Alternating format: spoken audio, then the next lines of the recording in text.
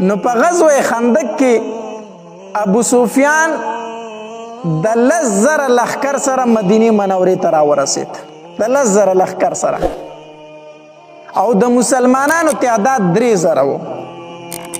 دوی رالو د احد په مقام کې پړاو واچو ابو سفیان، 10,000 کسان یې هلته کېنول، 3,000 یې ترې روان کړو، وي تاسو راځئ. 3,000 یې د خندق خواله راوستو، د خندق خواله 2,000 کسان دغه په خوا کې پاتې شو، د احد په خوا کې پاتې شو. چې کله دوی هلته راورسېدل، بس د دې طرفه به مسلمانانو غشي ویشتل، د هغې طرفه به کافرو غشي ویشتل. مستقل جنګ نه کېدو، ځکه چې په خندق باندې راوړېدی نه شو. د خندق واله چې راورسېده که نه، وی والله دا طریقه خو په عربو کې تر اوسه پورې چا نه ده کړې. د پیغمبر چې کومه طریقه وکړه دا داسې چل کړی، موږ ته خو یې لاره بنده کړې ده. په عربو کې خو لا دا چل تر ننه پورې چا نه و کړی. هغې خو نه و خبر چې موږ ته کند د خندق کنستلی شوی دی. وی دا داسې چل کړی دی. هلته خبر ولېږل هغې 2,000 کسانو ته، وی مخکې مه راځئ، لاره مدینې ته نشته دی، لاره یې بنده کړې ده. دوی په دغې ځای کې کېناستل. په دوی کې یو کافر و، او دا د مکې د قریشو لوی بدماشو، د ده نوم عمر ابن عبدود. دا د مکې د قریشو یو بدماشو عمر ابن عبدود. دی د خندق په دې غاړه ګرځېدو را ګرځېدو چې یو تنګ ځای پکې وموندو، چې په هغې راواختېدو، اسې پې م راواړو. چې راواختېدو چغه یې واله، وی هل من مبارزین. اوس په مسلمانانو کې داسې څوک شته چې ما ته مخې ته روځي؟ هل من مبارز، څوک در پکې شته دی؟ علي رضی الله تعالی عنہ مخې ته ورغی، د تیکې نه تور راستې او کړس یې ورکو، وی زه موجود یم. د عمر ابن عبدود ورته وی ته څوک یې؟ وی زه علي یم که نه، زه علي یم. وی لرې شه مړه ته وړوکې، ته زما د مقابلې نه یې. دا خو ځان ته لوی بدماش وی، لوی پهلوان یې ځان ته عمر ابن عبدود. نو علي رضی الله تعالی ته وی لرې شه، ته ماشوم یې، ته وړوکې، ته زما د مقابلې نه یې، زما د مقابلې سړی ما ته روباسه، زه ستا سره جنګ نه کوم.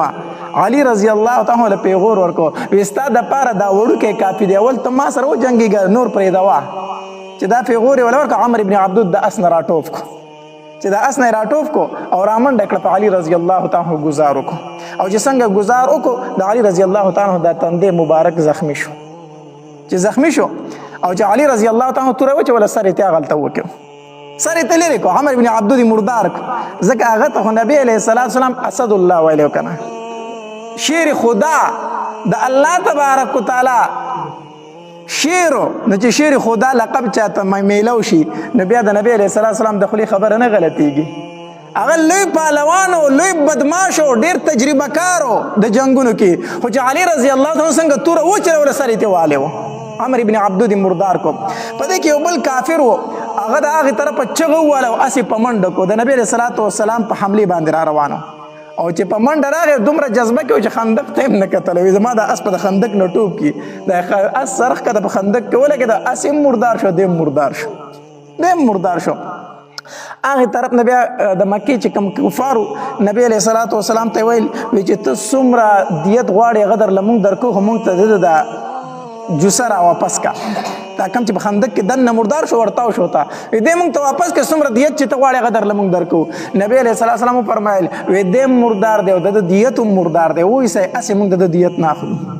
دا هم مردار دی او د د دیت هم مردار دی، مونږ په ده باندې څه کوو، وایسئ.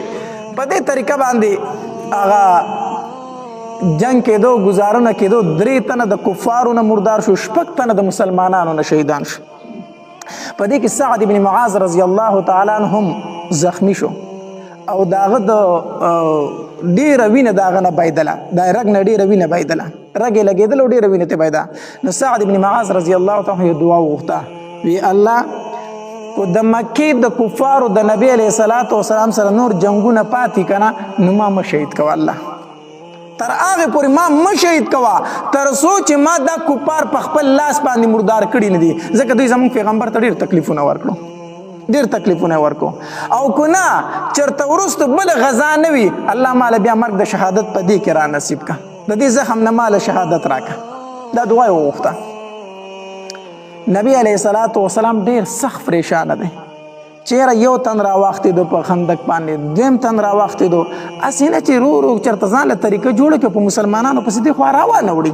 10,000 کسان دي، دې خوا موږ 3,000 کسان یو، تش لاس یو، څه به کېږي؟ زما د صحابه کرامو به څه کېږي؟ بیا نبی علیه السلام ډېر سخت پریشانه دی.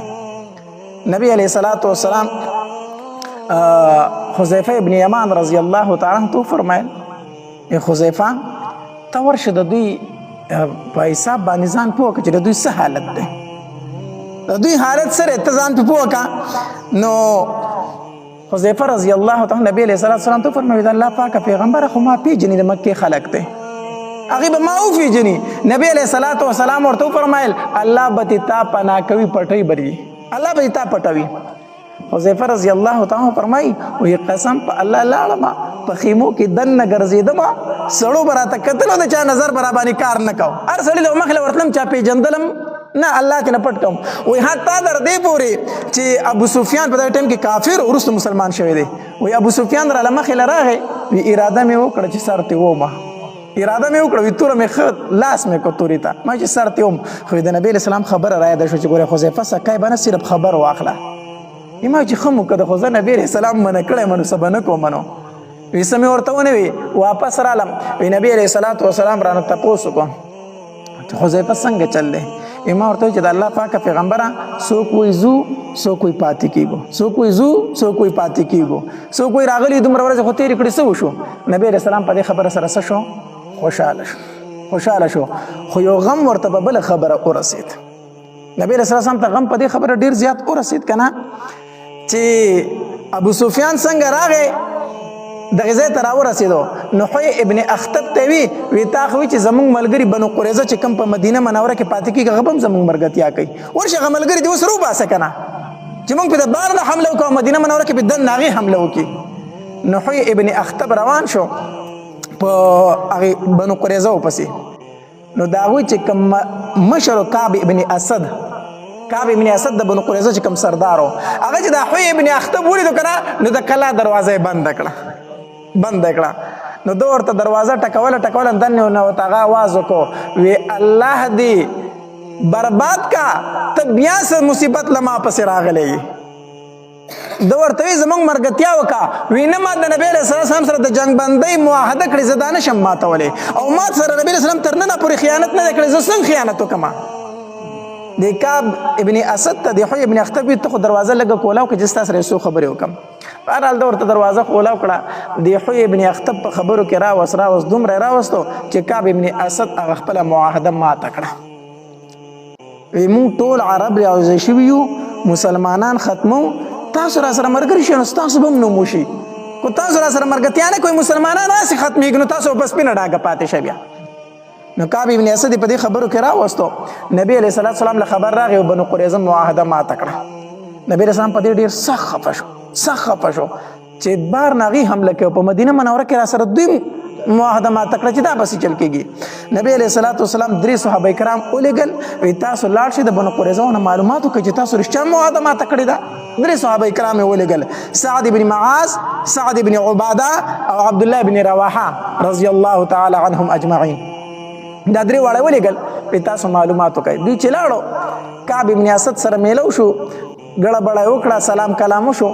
کعب ابن اسد ورته وایي ته څه له راغلي یې، څه چل دی؟ هغې ورته وایي موږ خبر شوي یو چې تا د نبي علیه السلام سره هغه معاهده ماته کړې د جنګ بندۍ ستا چې معاهده د نبي علیه السلام سره. وایي کومه معاهده؟ د څه شي معاهده؟ ما خو ستاسو سره شي معاهده هم نه ده کړې، بلکل انکاري شو. ما خو ستاسو سره شي معاهده نه ده، دشمنان مې مخکې م یئ اوس مې م یئ او زه د خپلو ملګرو یم، ستاسو سره زما څه شی وعده ده؟ او صحابه کرام پوه شو چې ده خو رښتیا وعده ماته کړې ده. نبی علیه السلام ورته وفرمایل وی چې تاسو راشئ ښکاره خبره به ماته نه کوئ، ځکه چې صحابه کرام په یره نه شي، ماته په اشاره کې خبره وکړئ. چې هغې رالو، هغې داسې اشاره وکړه چې نبی علیه السلام پوه شو چې او دوی معاهده ماته کړې ده. نبی علیه السلام صحابه کرام کېنولو، وی ستاسو سره زه یو مشوره کوم، زما رای دا ده نبی علیه السلام وفرمایل چې د دوی سره یو قبیله د بنو عطفان، بدماشان چې کوم دي بنو عطفان، دا دوی ځان سره په کجورو ملګري کړي دي او راوستي دي. نو زه پسې پیغام لیږم چې موږ به د مدینې منورې د کجورو 3 حصه تاسو له درکوو واپس شئ د دوی نه واپس شئ. نو ابو سفیان به د دې خبرې سره کمزوری شي. سعد بن معاذ رضی الله تعالی پاسېدو وی د الله پاکه پیغمبره دا کومه خبره چې تا وکړه چې بنو عطفان له د مدینې منورې د کجورو 3 حصه ورکو، وی دا د الله تبارک وتعالی د طرفه حکم دی که ستا اس یو رای ده؟ خو د الله د طرفه حکم بس بیا موږ منلی ده، بیا پکې موږ هېڅ خبره نه کوو. خو که د الله د طرفه حکم نه ستا رای نو بیا پکې موږ خپله رای پیش کولی شو. نبی علیه صلات وسلام وفرمیل د الله د طرفه حکم نه دی، زما یو رای ده چې ومې کړه. وی د الله پاکه پیغمبره دا رای ته زموږ دپاره وایې که نه نور څه حکمت پکې نه. نبی علیه صلات وسلام ورته وفرمیل نه ستاسو دپاره یې وامه، ځکه چې تاسو یو څو تنه یې او هغه 10,000 راښکار دی چې په تاسو باندې راشي زه خپلو صحابه باندې تکلیف نشم برداشت کولی. نو زه به د مدینې منورې دا کجورې به له ورکړو خو چې دوی واپس شي. سعد بن معاذ رضی الله تعالی فرمایي د الله پاکه پیغمبر بیا زما رایې واوره. موږ کافر وو، مشرکانو، زمونږ سرونه به بوتانو ته ټیټېدل، دې کفارو تر ننه پورې زمونږ نه یوه کجوره نه ده وړې، یوه کجوره چې زه کافر وم نو بنو عطفان زمونږ کجوره سکلې هم نه ده. نن زه مسلمان شوم او زه به خپلې کجورې رالم بنو عطفان له به یې ورکومه. د الله پاکه پیغمبره داسې نشي کېدی، یا به شهادت دلته کو او یا به غازیان جوړېږو. بس سعد بن معاذ دا فیصله وکړه د الله پاکه پیغمبره یا به زمونږ په دې ځای کې شهادت یو یا به غازیان یو، خو دې کفارو له موږ د مدینې منورې کجورې نه ورکو. نبي اسلام چې دا خبره ور د ډېر زیات خوشحاله شو، د هغې جذبې ته یې چې وکتل ما خو ستاسو د وجې نه دا فیصله کړې وه.